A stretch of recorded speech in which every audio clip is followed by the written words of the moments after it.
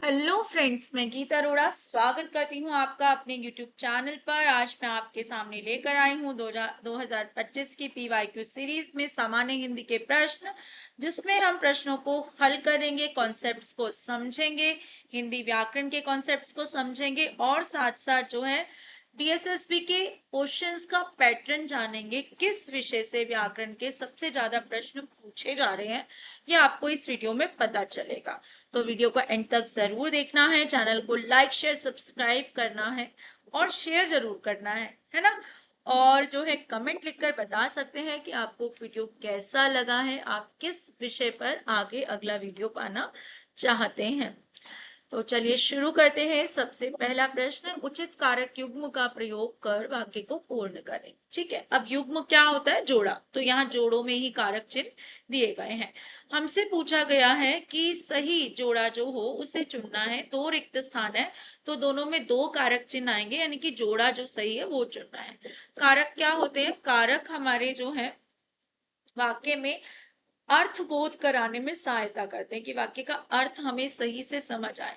यानी कि संज्ञा, सर्वनाम, विशेषण, क्रिया का आपस में संबंध बताते हैं। विभिन्न शब्दों का वाक्य में संबंध बताने का काम करते हैं ताकि जो है हमें वाक्य का अर्थ समझ आ जाए। अब यहाँ पर जो है पहले दो कारक चिन्ह दिए गए हैं, ये अधिकरण कारक से संबंधित है, जो किस लिए इस्तेमाल किए जाते हैं? जब हम किसी चीज पर किसी दूसरी चीज का अधिकार बताते हैं। जैसे कटोरी में दाल है, छत पर व्यक्ति है। अगला जो कारक चिन्ह है वो संबंध कारक है। जब दो वस्तुओं या दो प्राणियों के बीच संबंध बताए तो उसे हम का, के, की या रा, रे, री से बताते हैं। अगला है हमारा ने। ने हमारा कर्ता कारक का जो काम करता है उसके साथ हम ने लगाते हैं। कई कई बार ये दिखाई देता है, कई बार नहीं दिखाई देता। को विभक्ति चिन्ह हमारा कर्म कारक का है और संप्रदान कारक का है। दोनों के अलग अलग इस्तेमाल हैं। आप कारक का वीडियो भी देख सकते हैं, चैनल पर ऑलरेडी अपलोडेड है। अगला है मे और से। मे फिर से अधिकरण कारक, और से हमारा दो कारकों में आता है। एक तो हमारा करण कारक में आता है और दूसरा अपादान कारक में आता है। ठीक है, तो दोनों के अपने नियम है। करण कारक साधन की तरह और अपादान कारक अलग होने का भाव। ठीक है, तो ये हमें ध्यान रखना। अब यहाँ पर जो है हमारा क्या है, दो प्राणी हमारे सामने है, मोहन और पिता। इनके बीच में संबंध है। जैसे मोहन के पिता का नाम भगवती है। जिसने कारक नहीं भी पढ़े होंगे तो कॉमन सेंस से वैसे ये उत्तर दे सकता है। अगला है अतिथि की सेवा करने वाला वाक्यांश के लिए सार्थक शब्द बताइए। हमें एक शब्द चुनना है। सबसे पहले तो अतिथि खुद एक वाक्यांश बोधक शब्द है, जिसका अर्थ होता है बिना तिथि के आने वाला, या जो बिना किसी तिथि के बताए आ जाए उसे क्या बोलते हैं? अतिथि। साधु कौन होता है? जो वैराग ले लेता है या जो जिसने साधना की होती है उसे हम साधु कहते हैं। अतिथि से जुड़ा हुआ दूसरा शब्द है आतिथ्य, जिसका अर्थ होता है मेहमान नवाजी। ठीक है, मेहमान नवाजी करने के लिए शब्द क्या है? आतिथ्य। इसके बाद है अतिथि का अर्थ क्या होता है? ये एक विशेषण शब्द है जिसका अर्थ होता है जिसकी कोई तिथि ना हो। बच्चा अतिथेयी या अतिथेय, ये दोनों शब्द एक ही अर्थ में इस्तेमाल होते हैं, जिसका अर्थ होता है अतिथि की सेवा करने वाला। ये संज्ञा शब्द बन जाता है। ठीक है, क्या है? अतिथि की सेवा करने वाला कौन कहलाता है? अतिथेय। अगला प्रश्न है हमारे सामने, उसके घर डैश तालाब है। यहाँ पर फिर से हमने क्या पूछा है? उचित कारक का प्रयोग करके वाक्य पूर्ण करें। तो कारक हमसे पूछा है यहाँ पर उसके घर का पीछे तालाब है। सेंस नहीं बन रही है, सेंस बननी चाहिए। उसके घर पर पीछे तालाब है, बिल्कुल नहीं। उसके घर के पीछे तालाब है, हाँ। उसके घर से पीछे तालाब है।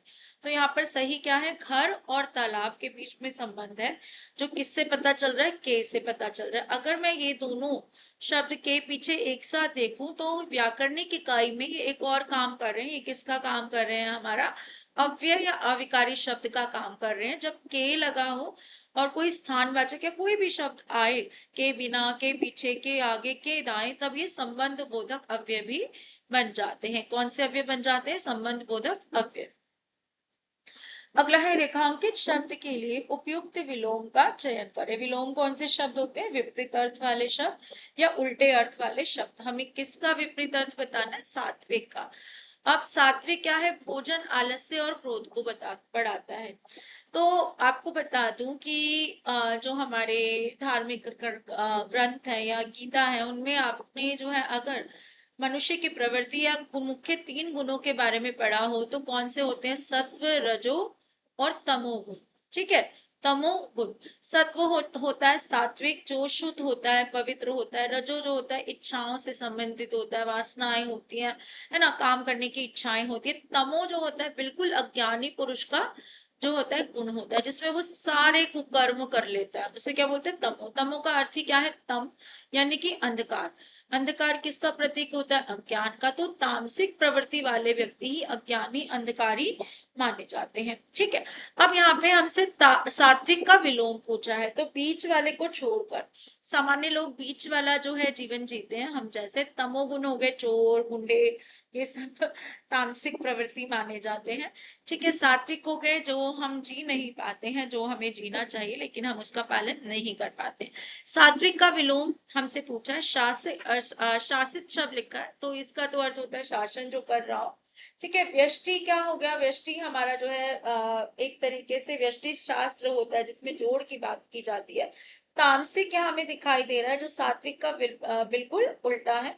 अच्छी प्रवृत्ति का उल्टा क्या होगा? तामसिक, यानी कि बुरी प्रवृत्ति। शोषित क्या होता है? जिसका शोषण किया जा रहा हो।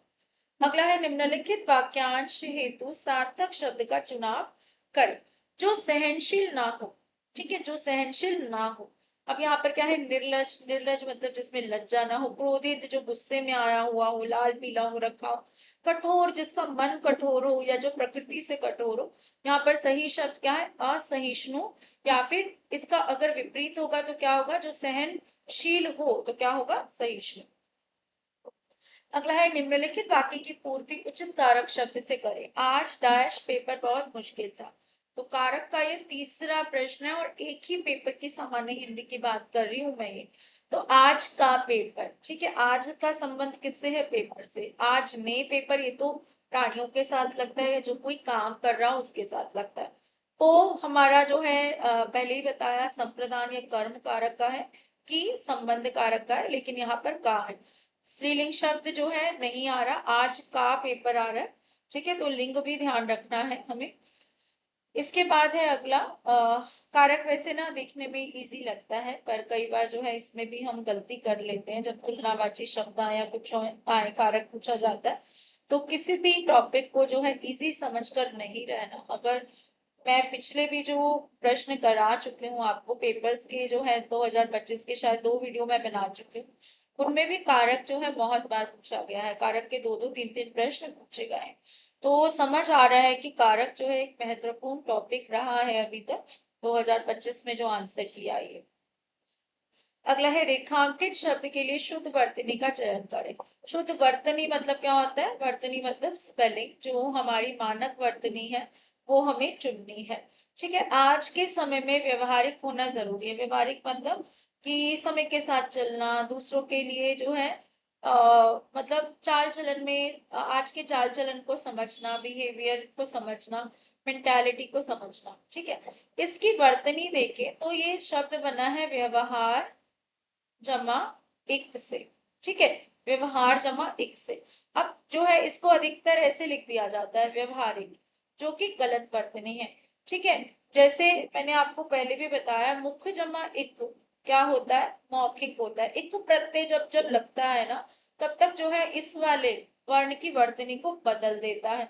अब व्यवहार शब्द पहले बना है वी जमा अब जमा हार से, ये बना व्यवहार। ठीक है, अब क्या कहता है नियम? अगर यहाँ पर ई हो और यहाँ पर जो है एक आए, तो बीच वाला जो शब्द है वो आ की मात्रा में बदल जाता है। तो हमारी सही वर्तनी क्या है? व्यवहारिक है। ऐसे ही कई बार हमसे समाज जमा इक पूछा जाता है, तो हमारा क्या उत्तर होना चाहिए? सामाजिक होना चाहिए, याद रखना। ऐसे ही नी जमा रोग पूछा जाता है, इसमें जो है बच्चे कंफ्यूज होते हैं, तो वो क्या नियम है कि निरोग बन जाता है, वो बड़ी की मात्रा आ जाती है। तो कुछ वर्तनियां हैं एक प्रत्यय के साथ या नी उपसर्ग के साथ जो हमें याद रखनी है, जो डीएसएसपी की फेवरेट जो है स्पेलिंग से पूछने की। ठीक, तो यहाँ पर जो पहला जो है हमारा उत्तर सही बन जाता है, ये सभी जो है गलत है। अगला है हमारा, एक टांग पर खड़े होना। हम कहते हैं आज तो पूरा दिन एक टांग पर खड़े रहे। इस मुहावरे का उपयुक्त अर्थ चुनना है। तो चोट लग जाना नहीं, मेहनत करना नहीं, तैयार रहना नहीं, असंभव होना नहीं, क्या होगा? क्या होगा, मेहनत करना। ठीक है, क्या होगा, मेहनत करना। क्या, सॉरी, इसका क्या होगा, तैयार होना। ठीक है, क्या होगा, तैयार होना। जो एक टांग पर खड़ा रहे मतलब हमेशा तत्पर है, क्या होगा, तैयार हो। अगला है, यहाँ पर हमसे क्या दिया गया है, निम्नलिखित शब्दों से बने साधारण वाक्य में क्रम को नीचे दिए गए विकल्प में से चुने। अंग सुंदर था, अंग, अंग सुंदर था उसका अंग, दो बार अंग शब्द दिया है और सुंदर था उसका, तो दो बार अंग शब्द दिया है तो ये पुनरुक्त शब्द है। जैसे उसका, सबसे पहले तो उसकी बात हो रही है, जिसकी बात हो रही है वो सबसे पहले आएगा, उद्देश्य। उसका अंग अंग सुंदर था। ठीक है, उसका अंग अंग सुंदर था। अगला है, निम्नलिखित शब्दों में से बने साधारण वाक्य के क्रम को नीचे दिए गए विकल्प में से चुने। बाजार, मीना लिखकर जाएगी पत्र। तो यहाँ पर वाक्य के अंत में क्या आएगी, क्रिया, जो मुझे किस में दिख रही है, एक ही विकल्प में दिख रही है ना। वाक्य, हिंदी वाक्य कैसे अंत होते हैं, क्रिया से अंत होते हैं, और क्रिया कौन सी इसमें, जाएगी, और किसी में दिख नहीं रही। तो मेरी दृष्टि से तो ये एक बार में ही समझ आ गया। ठीक है, फिर भी देख लेते हैं। मीना की बात हो रही है, मीना क्या करके बाजार जाएगी, पत्र लिखकर बाजार जाएगी। ठीक है, अगला है हमारे सामने 11वां प्रश्न। ये आम डैश वृक्ष, देखो चौथा प्रश्न आ रहा है, ये आम का वृक्ष। ठीक है, आम के वृक्ष है भी हो सकता था, लेकिन ये आम का वृक्ष है। अगला है, रेखांकित शब्द के लिए उपयुक्त विलोम शब्द का चयन करें। विलोम शब्द पूछा जा रहा है, पिछले में पर्यायवाची पूछा जा रहा था। किसी भी समाज की उन्नति उसके विघटन पर निर्भर करती है। ठीक है, अब यहाँ पर जो है ना, ये जो पहले भी आया था, अगर आपको दिखाऊं तो कौन सा प्रश्न था, सात्विक वाला हमारा। देखो, ये जो प्रश्न था कि सात्विक भोजन आलस्य और क्रोध बढ़ाता है, तो ये तो प्रवृत्ति ही गलत दे दी। सात्विक भोजन शांति बढ़ाता है। तो विलोम शब्द यहाँ पर ठीक बैठ रहा है कि तामसिक भोजन आलस्य और क्रोध बढ़ाता है ना। तो वाक्य में भी यही शब्द ठीक बैठता है। अब आ जाते हैं अपने इस प्रश्न पर, जहां पर फिर से जो है हमसे विलोम पूछा है। ठीक है, कि किसी भी समाज की उन्नति उसके विघटन पर निर्भर करती है। क्या ये संभव है कि समाज विघटन होना मतलब क्या होता है, बटा हुआ होना, बंट जाए, टूट जाए समाज। क्या उन्नति बटे होने पर निर्भर करती है, जबकि हमारे समाज में तो क्या कहा जाता है, एकता सबसे बड़ा बल है ना। तो इसका विपरीत क्या होता है, विघटन का विपरीत होता है संगठन। संगठन, ठीक, संगठन। अब ये कुगठन क्या है, कुगठन वैसे कोई शब्द नहीं है, लेकिन फिर भी जो है यहाँ पर जो है दिया गया है, निरर्थक शब्द है। उन्मुख शब्द एक सार्थक शब्द है, जिसका अर्थ होता है तत्पर होना, किसी काम के लिए तैयार होना, क्या कहलाता है, उन्मुख होना। सुगठन जो है अच्छे से गढ़ा हुआ, ठीक है, जिसका जो है प्रबंधन अच्छे से किया गया हो, मैनेजमेंट अच्छे से किया गया हो, वो क्या कहलाता है, सुगठन। अगला है, रेखांकित शब्द के लिए शुद्ध वर्तनी का चयन करें। काम्यायनी में दिनकर ने शुद्धा का वर्णन किया है, तो काम्यायनी जयशंकर, ये तो पहले ही गलत है। काम्यायनी किसकी रचना है, जयशंकर प्रसाद की रचना है, तो ये पहले ही गलत दे दिया। तो काम्यायनी में दिनकर ने श्रद्धा का वर्णन किया है। किसका वर्णन किया, श्रद्धा। सही वर्तनी श्र और आधा द और था। श्रद्धा मतलब विश्वास किसी पर। ये सारी वर्तनियां जो है ये रिपीट हो रही है। ठीक है, तो जो है यहाँ पर हो सकता है डाउट हो, पर जो है दोनों ही ठीक है फिर इस हिसाब से तो श्रद्धा। अगला है, एक लाठी से हाँकना, यानी कि सबको एक नजर से देखना, एक जैसा बर्ताव करना। ठीक है, हाथापाई करना नहीं। ठीक है, किसी से संबंध ना रखना नहीं, सब एक ही प्रवृत्ति के नहीं। हाँकना है, कोई दूसरा काम करना, कर रहा है किसी के ऊपर, यानी कि सबके साथ एक जैसा व्यवहार करना। अगला है, राधा डैश माता नाम कीर्तिदा। 5वां प्रश्न है कारक का, देख लो अच्छे से। ठीक है, उचित कारक युग्म का प्रयोग करते हुए वाक्य पूर्ण करें। राधा की माता का नाम कीर्तिदा, सेम पहला प्रश्न था, है ना, जिसमें नाम से था, पिता का नाम जो है भगवती है। ठीक, तो यहाँ पर क्या है, का और की संबंधवाचक आ रहा है, फिर से वही है एक्सप्लेनेशन, यही ने कर्ता कारक से, अपादान करण कारक, में पर अधिकरण कारक, पर अधिकरण और की संबंध कारक। अगला है कॉम्प्रोहेंशन बेस्ड क्वेश्चन, जो हमारा जो है क्या है, कि साहित्य और राजनीति का सब परस्पर संबंध है। राजनीति का कार्यभार लोक कल्याण और जनता की बेहतरी से जुड़ा है। हमारे यहाँ लोक कल्याणकारी राज्य की अवधारणा रही है। साहित्य ने हमेशा सत्ता, राजनीति और सामाजिक अधिसंरचना की गहरी पड़ताल करते हुए इनसे सहमति और प्रतिरोध की भूमिका निभाई है। साहित्य प्रतिपक्ष का रोल अदा करता रहा है। यह भी तय है कि संगठित राजनीति जो है रचना में तनाव का रिश्ता होना चाहिए। यह तनाव जन पक्षधरता को विश्वसनीयता प्रदान करता है और इससे रचना में एक नई तरह की बिजली पैदा होती है। मध्य युगीन भक्ति आंदोलन के दौर में भक्तों, संतों और सूफियों ने सत्ता, राजनीति और सांस्कृतिक संरचना में छाए हुए मकर जाल के खिलाफ जनता को जगाया और गलत स्थितियों के खिलाफ अपना प्रतिरोध जारी रखा। संतन कहा सीकरी सुकाम, आवत जात पनहिया टूटी, बिसरी गयो हरिनाम। ये जो है, वैसे यहाँ बता दूं कि कुंभन दास की पंक्ति है ये।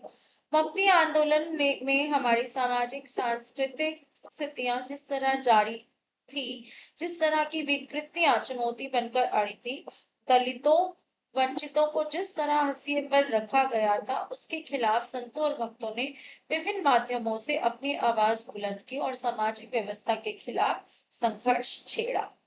ठीक है, तो यहाँ पर भक्ति आंदोलन को भी बीच में ला दिया गया है, लोक कल्याणकारी भाव को लाते हुए। ठीक है, यहाँ पर पूछा है आंख का पर्यायवाची शब्द है, ये ना वैसे गद्यांश आधारित है। कुछ प्रश्न ऐसे होते हैं गद्यांश के कि अगर आप गद्यांश को ना भी पढ़े ना, इन प्रश्नों का उत्तर आपको व्याकरण अच्छे से आती है तो आप वैसे ही दे देंगे। लोचन मतलब क्या होता है? ना आंखें ही होती है, नेत्र, नयन सब जो है आंख के पर्यायवाची है। लेकिन सुमन किसका पर्यायवाची है? पुष्प, फूल, कुसुम का पर्यायवाची है। यथार्थ शब्द का विलोम बताना। यथार्थ का अर्थ होता है, इसका विलोम बताना है। यथार्थ का अर्थ होता है जो प्रत्यक्ष हो, सामने हो, सही हो, ठीक है, वास्तविक हो, ठीक, जो गलत ना हो, जो हमारे सामने हो। तो इसका विलोम क्या होगा? काल्पनिक। वास्तविकता से दूर हमेशा क्या चीज होती है? काल्पनिकता होती है। वास्तविक इसका पर्यायवाची है। प्रत्यक्ष मतलब सामने है। अर्थ का अर्थ तो पता ही है आपको कि मतलब होता है।